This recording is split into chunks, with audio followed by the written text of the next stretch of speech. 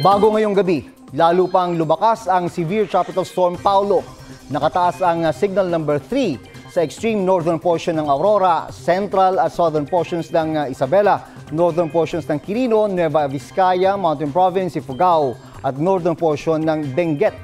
Signal number 2 naman sa southern portion ng mainland Cagayan, nalalabing lugar sa Isabela, Quirino at Nueva Vizcaya, northern at central portion ng Aurora, northeastern portion ng Nueva Ecija, southern portion ng Apayao, Kalinga, Abra, natitirang bahagi ng Benguet, southern portion ng Ilocos Norte, Ilocos Sur at La Union.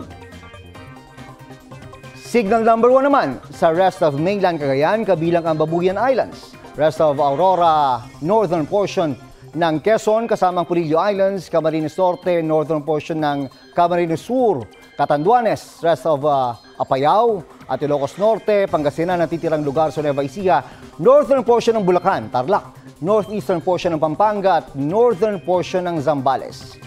Huling nabataan ang sentro ng bagyong Paulo, 320 kilometers east of Baler, Aurora.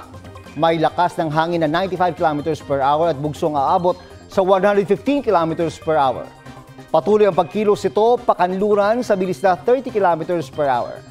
Ayon sa Pag-asa, posibleng mag-landfall sa Isabela o Northern Aurora ang bagyong Paulo bukas ng umaga at lumabas ng Philippine Area of Responsibility sa Sabado.